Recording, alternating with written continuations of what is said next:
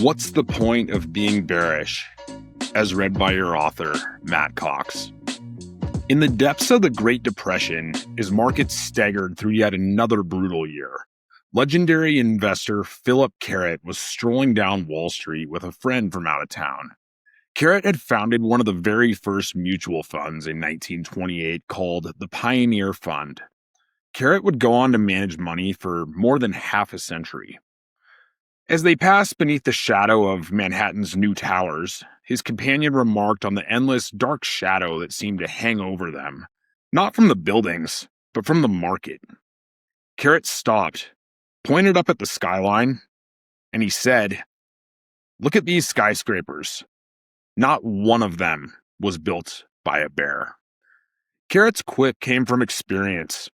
In the book Lords of Finance, which I just finished, Liaquat Ahmed, apologies if I butchered your name, Liaquat, tells the tale of the time period from the end of World War I in 1919 up through the Great Depression, Carrot's era, in the late 20s and early 1930s.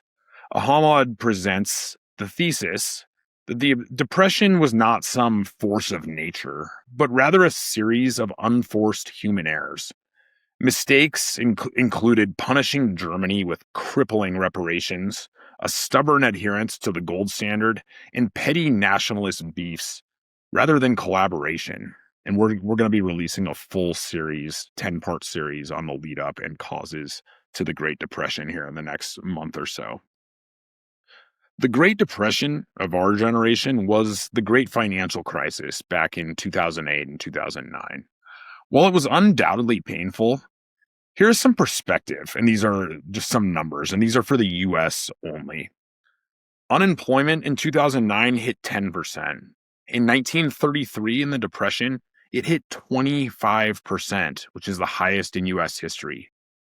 As far as GDP, gross domestic product, contraction, in 2009, contracted by 4.3%. In 1933, 30%. That's right, almost a third of the gross domestic product disappeared. And then look at the stock market. Okay, in 2009, we had a 57% drawdown, which is nothing to scoff at. And it took 5.5 years to make new highs in the stock market again.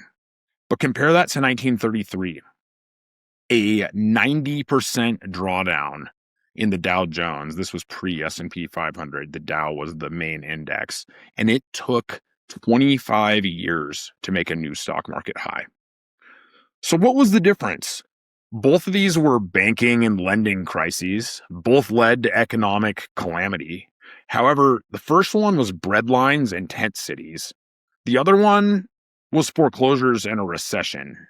And not to diminish that, but it's not comparable to what happened in 1933. So my thesis on markets and humans in general, we have a remarkable ability to screw things up, but we have an even more remarkable ability to figure things out. The natural progression of both markets and quality of life is up until the right until proven otherwise. Simply put, we learned from what happened in 1929 and didn't make the same mistakes in 2009. Were mistakes made? Of course. But in 1929, the government sat on its hands and just let things play out as the economy collapsed. In 2009, we printed a shit ton of money and bailed out the system, which of course has its own issues. And is that ideal? Absolutely not. But is it better than breadlines? 100%. So from here, I make the logical assumption that the next time a crisis hits, we will handle it better than we did last time, and so on and so forth. Since the bell rang at the bottom of the market in 2009, a cottage industry of economic doomers has emerged. There's certainly a portion of the contingent that does it for personal financial reasons. Page 1 of the Grifter Playbook says, quote, "Scare the shit out of everyone, then convince them that you are the only one who can save them from the fear you created." Lying to people who want to be lied to is profitable as hell. Always has been and always will be. There's another segment of the Doomer demo that is completely genuine in their beliefs. They have been calling for economic disaster for years because they truly believe it. Generally speaking, they are experienced and intelligent people. But that's the problem with experience. It's a double-edged sword. Experience only matters if you learn the right things from your experience. Here's one rule of thumb. If someone's opener is, quote, "I've been doing job X for 25 years," it likely means they've been bad at job X for 25 years. Worse yet, they've determined that because they've been doing it for so long, there is absolutely nothing that they can learn from anyone. Hey guys, we're taking a quick break, but before we get back into it, if you're enjoying this episode, make sure to like, share, and subscribe. It really helps us to keep bringing you more valuable content. And if you're on Apple Podcasts or Spotify, don't forget to leave a review. Please, it makes a huge difference. All right, let's get back to it. This same dynamic exists in markets. Experience can create the illusion that you've seen it all and that history always rhymes. Signals that don't actually exist appear everywhere. You start to treat sample sizes of one as hard evidence. When X happens, then Y is sure to happen, while ignoring the fact that X has not occurred in any meaningful sample size. Quote, "The CAPE ratio hasn't hit this number since 2006, and we all know how that ended." This way of thinking, of course, requires you to ignore that about 9,000 other variables aside from the CAPE ratio have changed since 2006. I heard one of these guys on a podcast the other day. Really kind, genuine, older gentleman has made an ungodly amount of money in the markets. His prediction? U.S. housing is going to drop by 40%. For context, U.S. housing fell by about 27% in 2009, which was the worst housing disaster in our country's history. Could the U.S. housing market drop by 40%? Who knows, but I'd say it's unlikely. The problem lies in living in a textbook. This guy had a formula that said the housing market is overvalued by 40%. Therefore, it had to drop by 40%. Half of these guys are citing Buffett formulas that Buffett himself hasn't used in 40 years.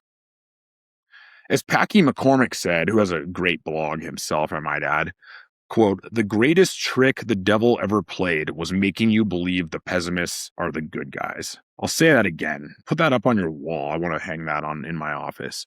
The greatest trick the devil ever played was making you believe the pessimists are the good guys. They've been telling you the world is ending for 15 years now. The S&P has returned approximately 1,000% in that time. No matter, any one of these days it's happening, you just wait. The mere act of building a business or a skyscraper is bullish. After all, why would you do it if you weren't optimistic about the future? As our man Phil Carrot said, none of them were built by bears. Pro tip number 2, there's an inverse relationship between how many times someone has said Lehman moment in the last 15 years and how much you should value their opinion. As the saying goes, bears sound smart, but bulls get paid. The guy on stage at a conference or on CNBC waxing poetic about inverted yield curves and market breadth is always going to sound smarter than the caveman who tells you to throw money in the market every month and let the chips fall where they may. The first guy is seeing around the corner and he's warning you, while the second guy comes off as uninformed. He doesn't know what a yen carry trade is because he doesn't need to. The irony is that the caveman is going to outperform the line chart hero. The point isn't that market crashes aren't going to happen. They will happen and are part of capitalism. No free lunch, as they say. The point is that you or I have no goddamn clue when they're going to occur. And if we have no clue, then none of the data is actionable. Speaking personally, I nerd out on the markets because I find them fascinating, not because I think I'm going to generate alpha. The chart below, which if you read the blog, you can see it, is from Michael Batnick at Ritholtz Wealth, and it's one of my favorites. It's a chart of all of the reasons to sell over the last 15 years, that same 15 years that returned 1,000%. Remember that yen carry trade? The yen carry was going to blow up the global economy. That was one of my favorites. So there's things listed on here like COVID and various invasions and political unrest. I mean, there's 50 different things that were supposed to tank the market, and none of them did. So is the market overvalued right now? Maybe. Is there an AI bubble? Probably. Do you or I know when a recession is going to happen or when the AI bubble is going to pop? Absolutely not. Aside from being a negative way to go through life, bearishness is simply ineffective from an investment standpoint. In this example, you not only have to call the AI bubble, you have to call when it's going to happen. And then, if it does happen, you have to call when it's over and you're going to buy back in. We've all heard the old adage, you can't time the market. And if that's true, you sure as hell can't time it twice. There are countless examples of people who called it in 2008 and then never got back in. And ultimately, that cure became worse than the disease. Here's a stat you probably weren't aware of. The average S&P 500 return 1 year later, off an all-time high, is between 10 and 11%, slightly above the overall average. By the dip, sure, but by the all-time high as well. The world is a complex place, and markets are the embodiment of everything that makes the world complex. The pot of stew that is the market, air quotes, includes interest rates, political risk, international diplomacy, that war happening somewhere, that bill going through Congress, that weather event in Florida, and a million other things. Any effort to boil it down to a spreadsheet or an if X then Y is a fool's errand. Keep buying, tune out the doomers, stay bullish on America. Not because it's simple or easy, but because it's better than the alternative. As Phil Carrot reminded us, skyscrapers aren't built by bears. Neither are fortunes. That is a wrap for today's episode. Thanks for tuning in to the Saucetown Investor. If you got value from this, drop us a comment and let us know your thoughts. Did you have a big takeaway? Is there a topic you want to see us cover next time? Is there a guest you want to see interviewed? DMs are open. Business is at Saucetown Properties, and my personal, you can DM me personally, is at The Real Matt Cox 4. We'd also like to ask you kindly to please like and subscribe. You can also follow along with the Saucetown Investor blog. That's mattcox444.substack.com. Thanks again, guys, and until next time, keep investing and stay saucy, Saucetown.